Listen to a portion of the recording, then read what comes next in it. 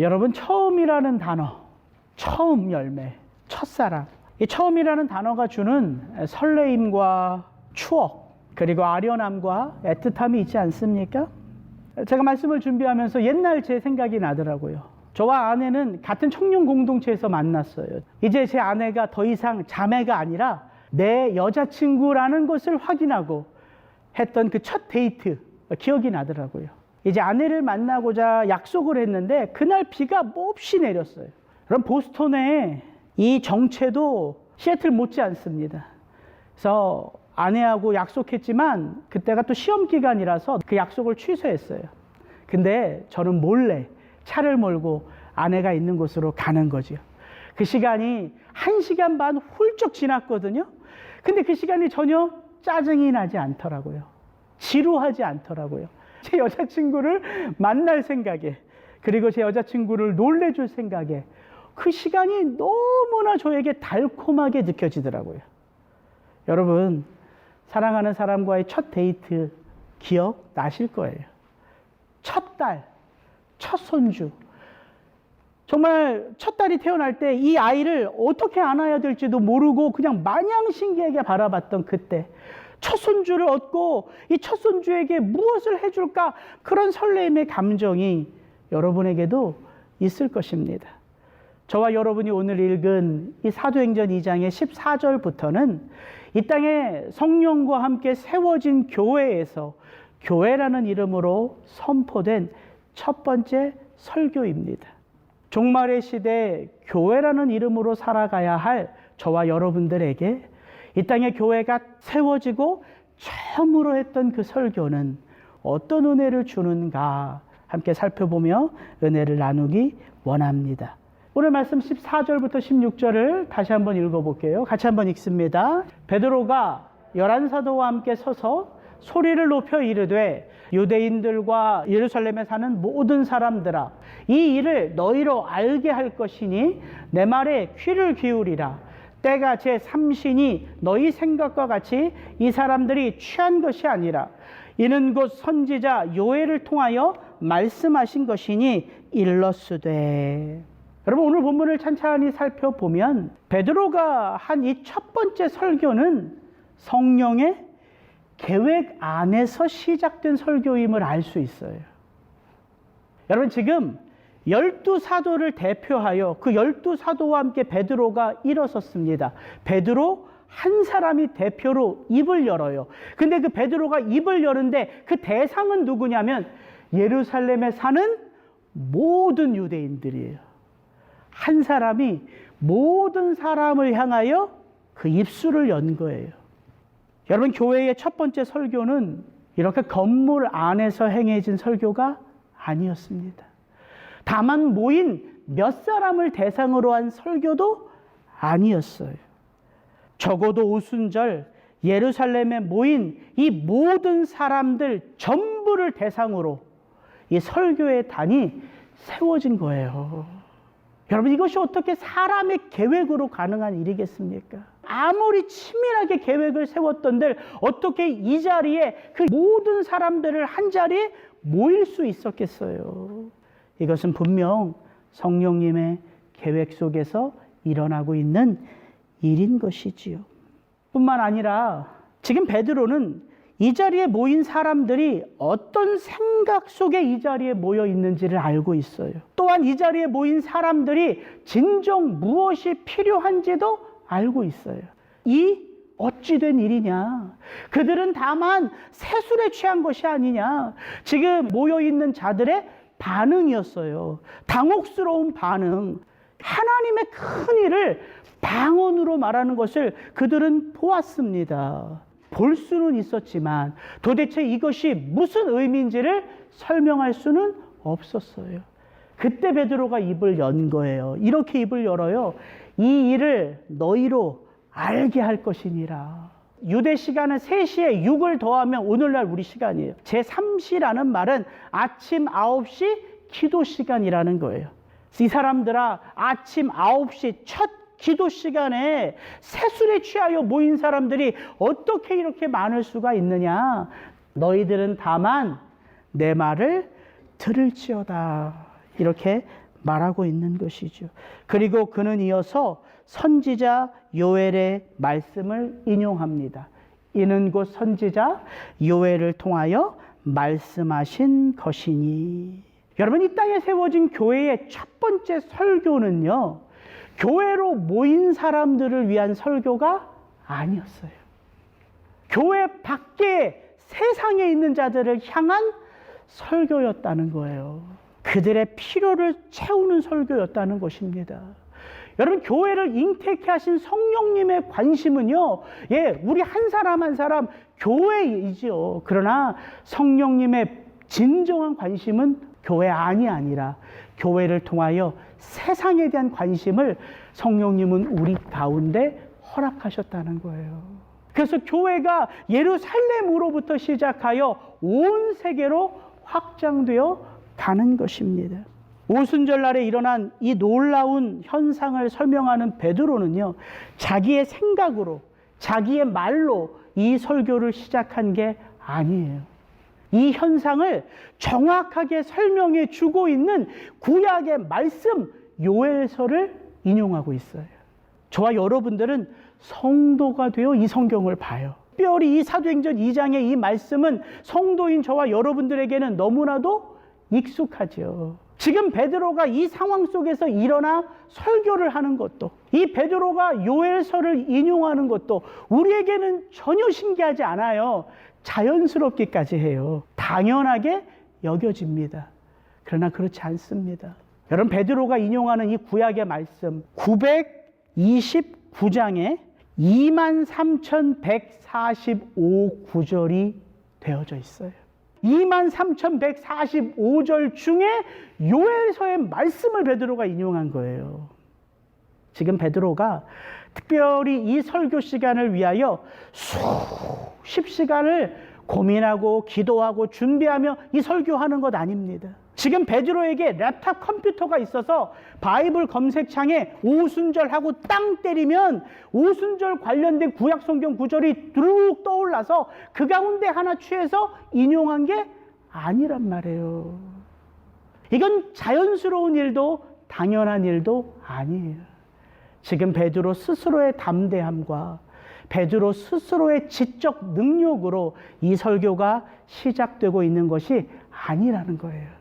성령께서 지금 누구를 붙들고 있어요? 베드로를 붙들고 있고요. 그의 입술을 주장하고 있는 것입니다. 그래서 이 모든 것이 성령 하나님의 계획 아래 있다는 것이죠. 여러분, 오늘날 교회가 회복되어져야 할 여러 가지 모습들이 있을 거예요. 그런데 그 중에서도 정말 시급한 것 하나가 뭐냐면, 지금 이렇게 베드로를 붙들고 계신 성령님, 베드로 앞에 모여있는 이 오순절을 보내기 위하여 천하각지에 모여있는 이 모든 유대인들을 주장하고 있는 성령 하나님의 권능이라는 거예요. 여러분은 지금 이 성령 하나님의 권능을 믿고 말씀 아래 머물러 계십니까? 지금 저는 이렇게 말씀하시는 성령 하나님의 그 권능을 믿고 설교하고 있느냐 하는 거죠.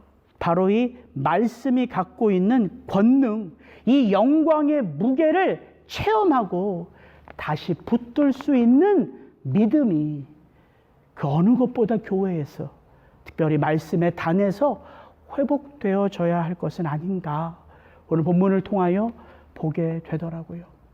바울이 많은 교회를 개척했습니다. 근데 그 가운데서도 바울이 참 위로를 받은 교회가 있는데 그 교회가 바로 데살로니가 교회예요. 바울은 데살로니가 교회를 향하여 이렇게 고백합니다. 내가 너희 믿음으로 말미암아 위로를 받았느니라. 그러므로 너희가 주 안에 굳게 선즉 우리가 이제는 살리라. 빌립보에서 복음을 전하다 감옥에 갇혀 쫓겨나 데살로니가로 넘어간 바울 일행은 데살로니가에서 복음을 전했어요. 그리고 그 복음을 듣고 데살로니가에 교회가 세워졌습니다. 그런데 예루살렘으로부터 쫓아온 유대인들이 바울 일행을 핍박함으로 바울은 급히 그 데살로니가를 떠나야 했어요.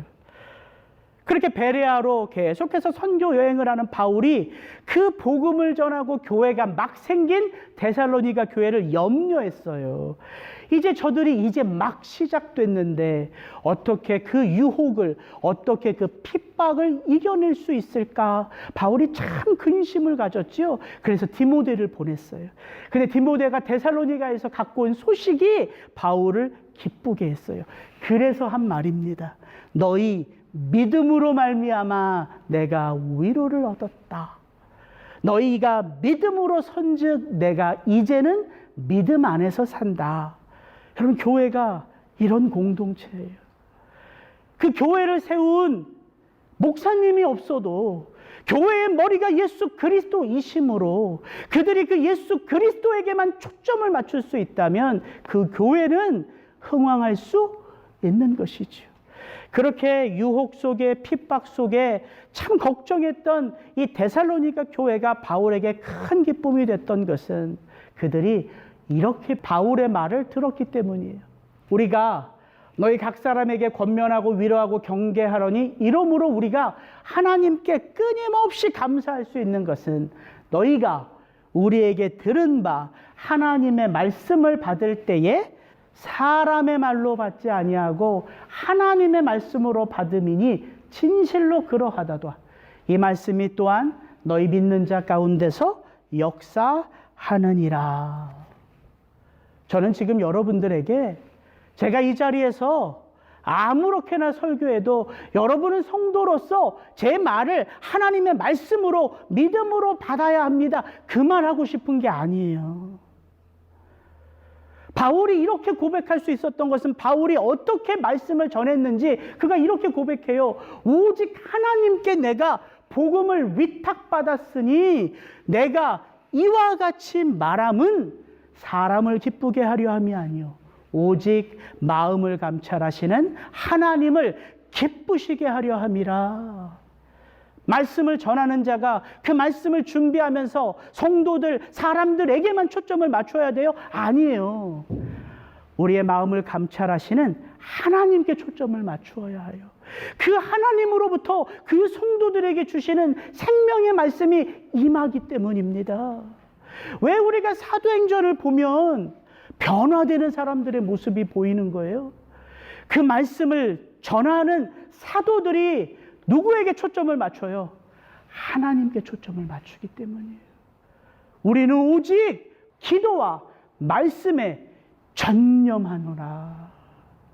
이게 사도행전의 모습이거든요. 사도들이 그렇게 하나님께 초점을 맞추어 그 하나님의 말씀을 선포하고 가르칠 때에 그 말씀을 받는 자들의 삶 속에 무엇이 싹트기 시작해요? 하나님이 주시는 믿음이 싹트기 시작하는 거예요. 설교자로서 제가 가지고 있는 꿈이 있어요. 그것은 성령의 감동하심이 있는 말씀을 전하고 싶은 꿈이에요. 잘 준비된 설교, 주석을 잘 참고하고 해설서를 잘 보면서 준비된 설교, 그렇게 잘 포장된 설교도 귀한 설교일 수 있습니다. 그러나 제 마음의 소망은요, 어눌한 제 입술을 하나님이 사용하시되 누구에게 그 하나님의 말씀에 목마르고 가란 그 심령이 있는 성도님들에게 인간의 말이 아닌 하나님의 말씀으로 임하도록 하나님이 부족한 종을 사용해 주시는 소망이 있어요. 그런 소망이 있어서 그런가 제가 이번 주에 꿈을 2번 꿨는데요. 다른 상황의 모습의 꿈인데 내용은 똑같아요. 뭐냐면 두 꿈 다 제가 설교를 하고 있는데요. 막 설교를 준비해서 설교단에 쓴 게 아니라 특별한 어떤 상황 가운데 갑자기 제가 설교를 하게 되는 꿈이었어요. 제가 참 신기하다. 근데 제가 준비했던 설교보다 훨씬 더 파워풀하게 그 설교가 그 듣는 자들의 심령 가운데 전해지더라고요. 교회에 성령의 감동하심을 입은 설교자가 필요하고요. 성령의 감동하심을 입은 설교가 필요합니다. 그런데 그것만이 교회가 아니에요. 교회에 또 하나 필요한 게 있어요. 바울이 데살로니가 교회를 향하여 이렇게 고백합니다. 1장 6절 또 너희는 많은 환난 가운데서 성령의 기쁨으로 말씀을 받아 우리와 주를 본받은 자가 되었으니.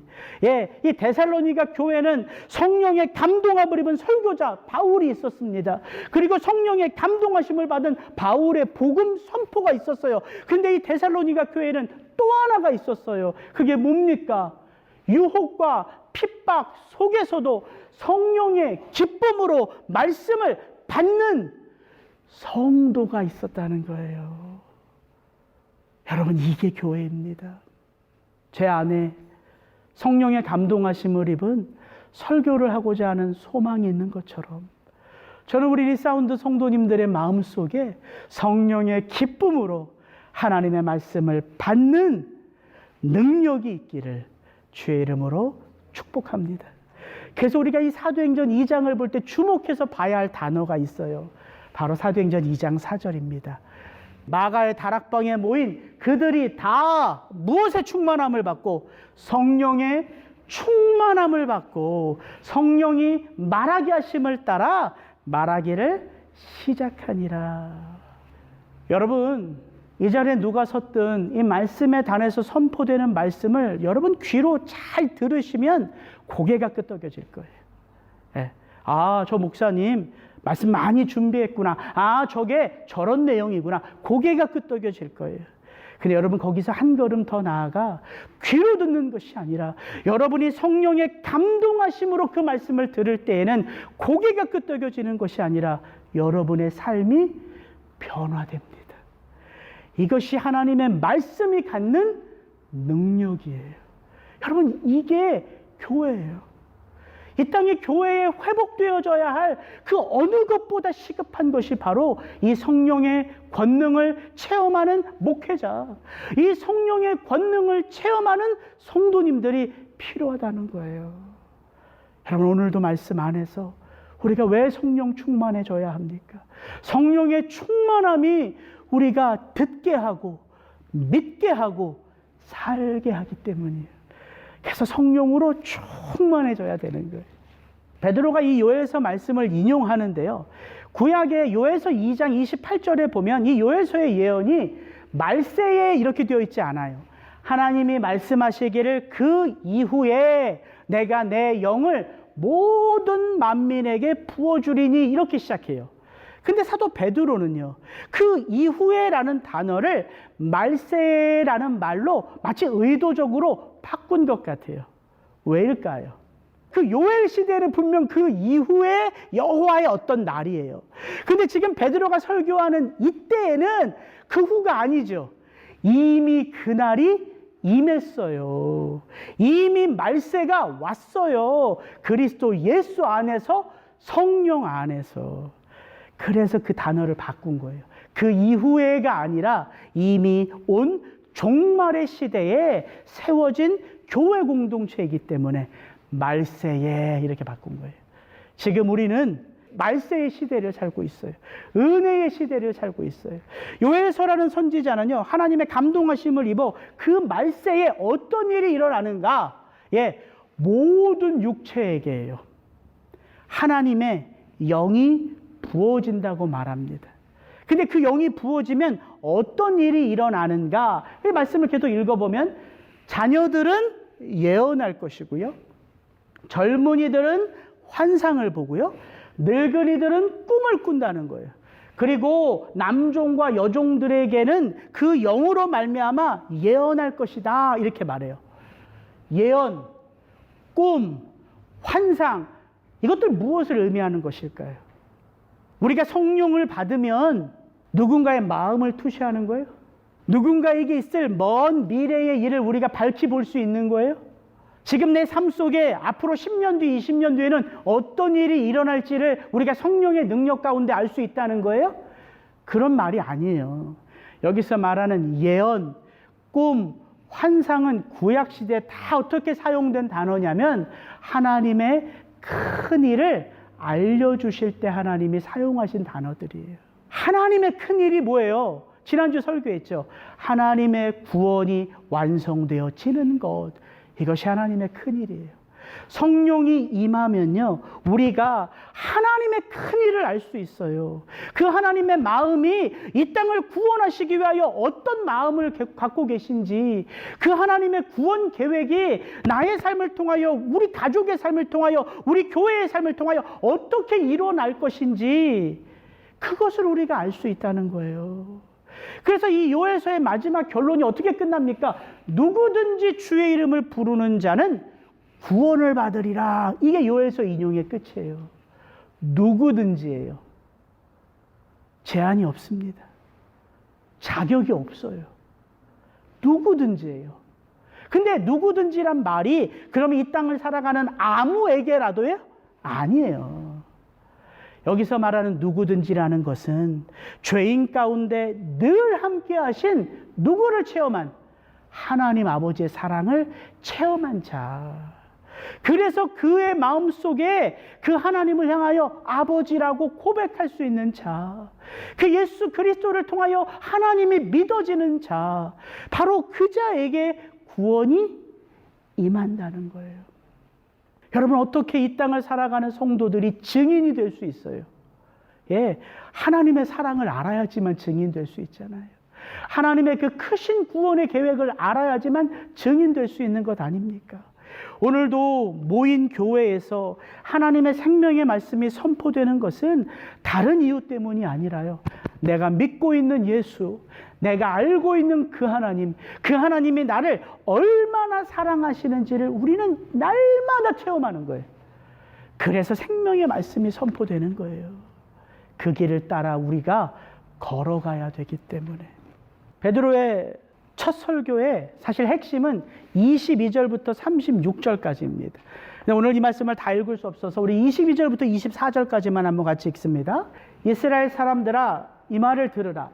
너희도 아는 바와 같이 하나님께서 나사렛 예수로 큰 권능과 기사와 표적을 너희 가운데서 베푸사 너희 앞에서 그를 증언하셨느니라. 그가 하나님께서 정하신 뜻과 미리 하신 대로 내준 바 되었거늘 너희가 법 없는 자들의 손을 빌려 못 박아 죽였으나 하나님께서 그를 사망의 고통에서 풀어 살리셨으니 이는 그가 사망에 매어 있을 수 없습니다. 교회의 첫 설교를 통해서 우리가 알 수 있는 또 하나의 핵심적인 주제는 뭐냐면요, 베드로의 이 설교는요, 예수 그리스도로 가득하다는 거예요. 베드로는 요엘서의 말씀을 인용하고 나서는 이제 누구에 대한 이야기를 시작하냐면요, 그리스도 예수에 대한 이야기예요.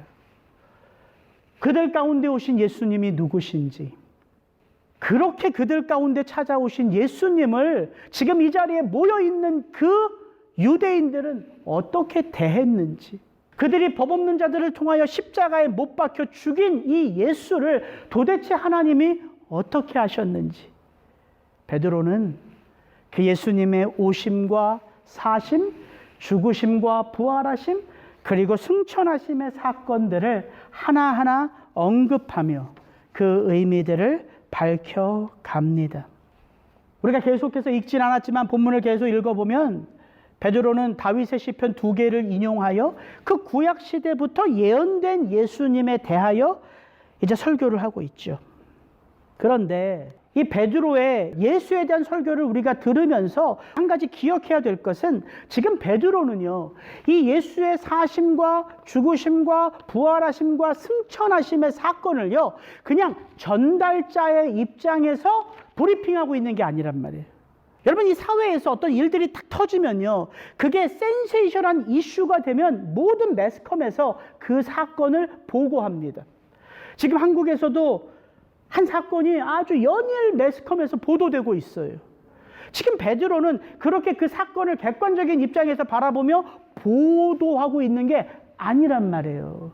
어떻게 알 수 있냐면, 베드로는 지금 이 설교를 하면서 이 설교를 하고 있는 나, 그리고 이 모인 120명이 누구인지를 이렇게 설명해요. 2장 32절.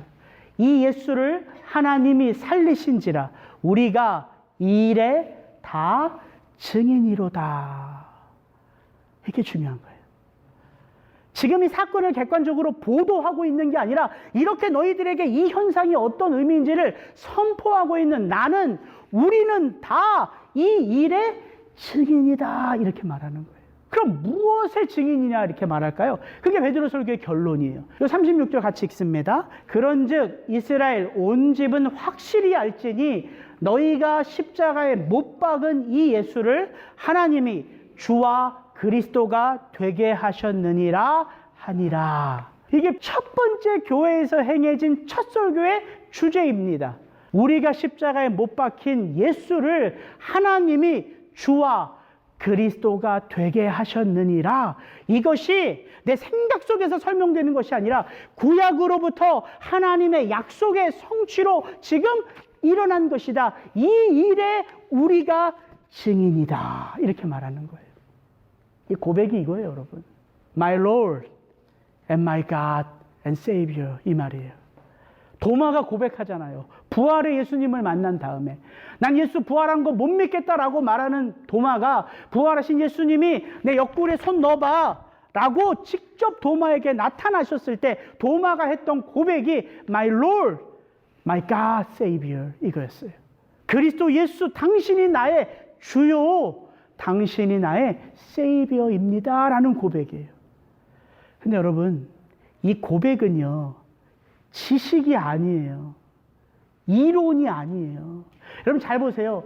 지금 예수님이 부활한 이 예수 사건이에요. 역사 속에 그가 오셨고 역사의 한때 십자가를 지어 죽으셨고 부활하셨고 승천하신 건 역사적 사건이에요. 이 역사적인 예수 사건이 예루살렘에 있는 모든 자들에게 선포되고 있는데 그 중간 매개체가 누구냐면 베드로의 설교입니다.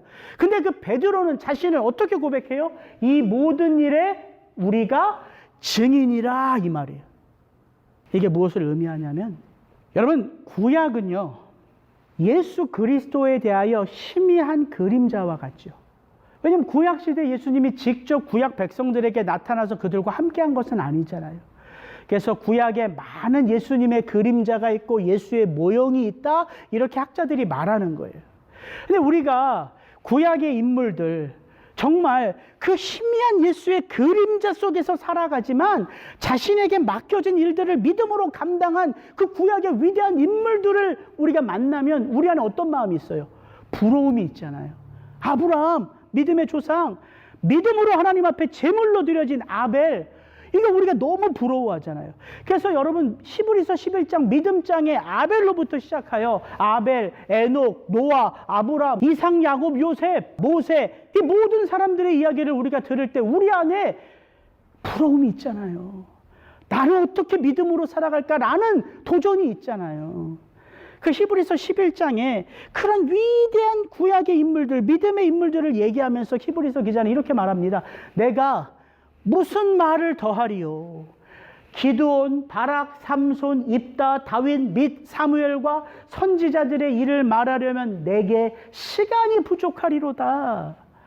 이 구약의 희미한 예수 그림자 속에서도 이렇게 위대한 믿음으로 살아간 수많은 사람들이 있다고 히브리서 기자는 이야기합니다. 근데 히브리서 11장 믿음장이요. 이렇게 우리가 부러워하는 사람들로 끝나지 않아요. 이 이후부터는 어떤 사람들이 소개되냐면 이렇게 소개돼요. 또 어떤 이들은 조롱과 채찍질 뿐 아니라 결박과 옥에 갇히는 시련도 받았으며 돌로 치는 것과 톱으로 켜는 것과 시험과 칼로 죽임을 당하고 양과 염소의 가죽을 입고 유리하여 궁핍과 환난과 학대를 받았으니 이런 사람은 세상이 감당하지 못하리니 그들이 광야와 산과 동굴과 토굴에 유리하였느니라. 이 사람들은 다 믿음으로 말미암아 증거를 받았으나 약속된 것을 받지 못하였으니 이는 하나님이 우리를 위하여 더 좋은 것을 예비하셨은즉 우리가 아니면 그들로 온전함을 이루지 못하게 하려 하심이라. 여러분 히브리서 11장은요 그 믿음장은요 우리가 한없이 부러워하는 위대한 믿음의 인물들만 소개하고 있는 것이 아니라 균형을 맞추고 있어요.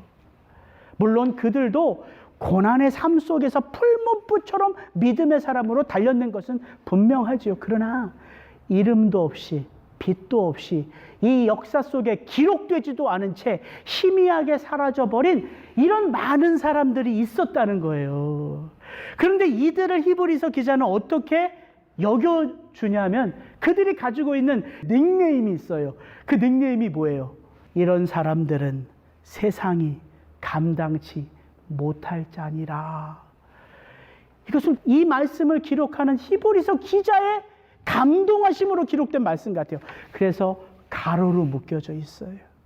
어떻게 이들은 세상이 감당할 수 없는 하나님의 사람들이라는 닉네임을 얻을 수 있어요? 그들이 무엇을 잃어버리지 않았기에? 네, 믿음을 잃어버리지 않았기에요. 믿음을 잃어버리지 않았기에. 근데 여러분 오해하시면 안 돼요. 이들은 위풍당당하게 그 믿음을 지킨 게 아니에요. 이들은 세상 사람들이 다 부러워하게 강한 모습으로 이 믿음으로 서 있는 게 아니에요. 오히려 이들은 약함을 드러낼 수밖에 없었어요. 그래서 도망 다닐 수밖에 없었어요. 숨어 지낼 수밖에 없었어요.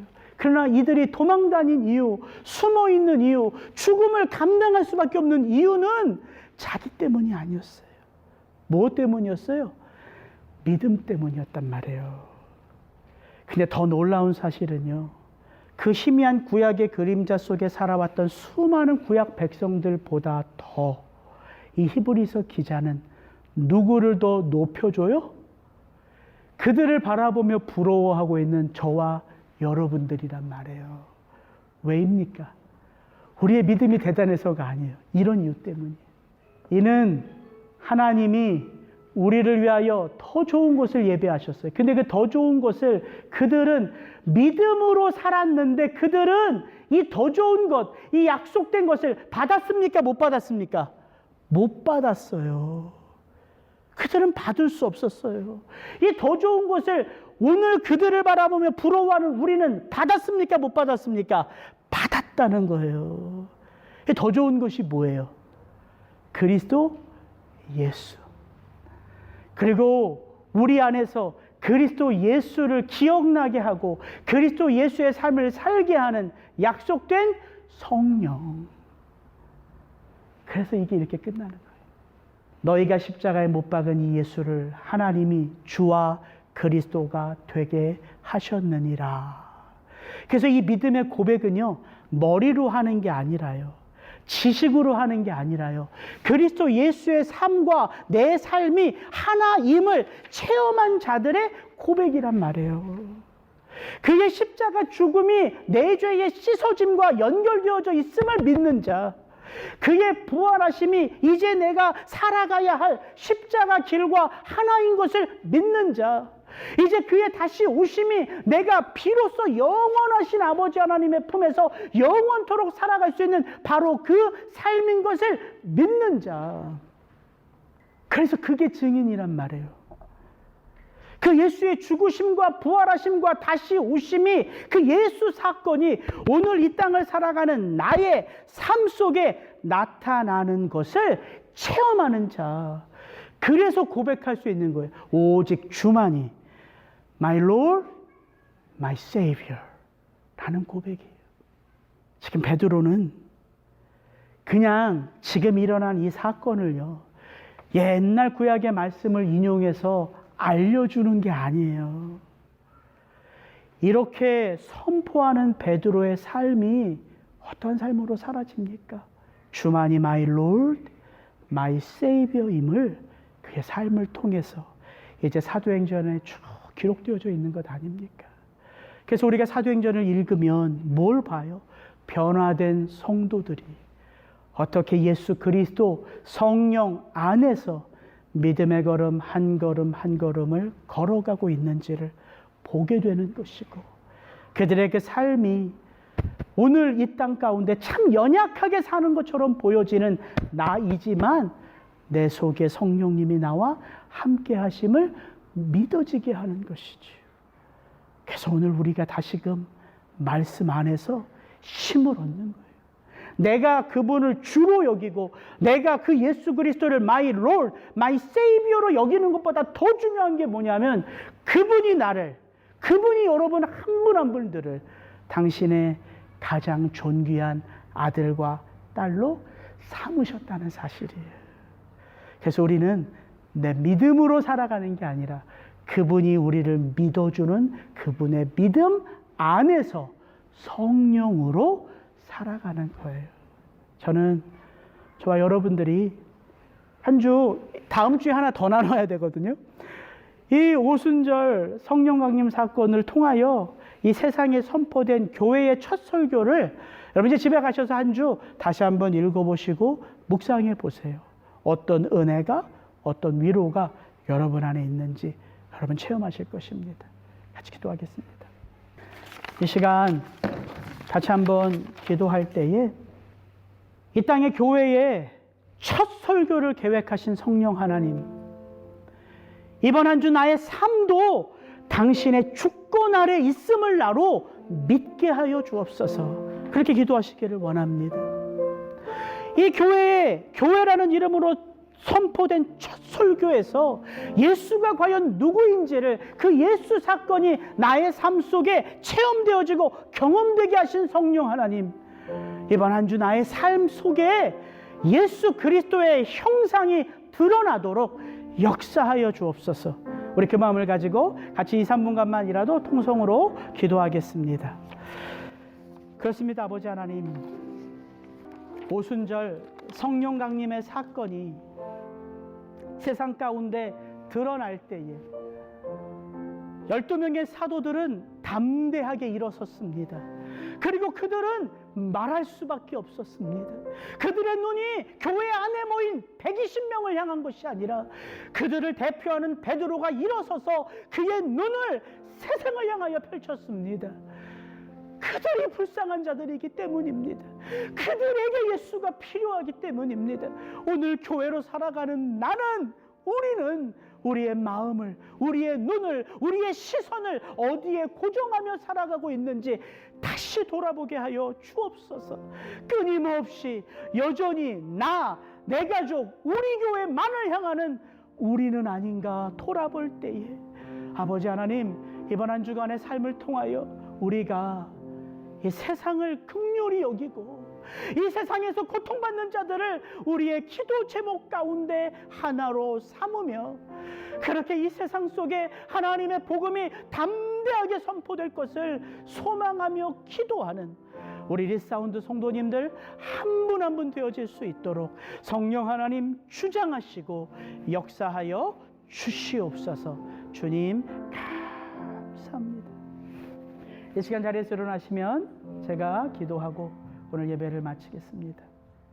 그렇습니다. 아버지 하나님, 이 땅에 가시적으로 세워진 교회에서 선포된 이 첫 번째 설교가 우리의 마음을 뜨겁게 합니다. 우리는 매 주일마다 어떤 설교를 듣고 있는지요? 우리는 매 주일마다 어떤 말씀 앞에 귀를 열고 있는지요? 말씀을 전하는 자로 부끄러움을 느끼지 않을 수 없습니다. 말씀을 듣는 우리 성도님들 한 분 한 분도 그 마음 가운데에 예수 듣기를 원하는 그 마음이 가득하지 않겠습니까? 아버지, 이 땅의 교회에 이 첫 설교를 행하여 주신 성령 하나님의 그 권능을 믿는 교회들이 다시 불붙듯 일어나게 하여 주시옵소서.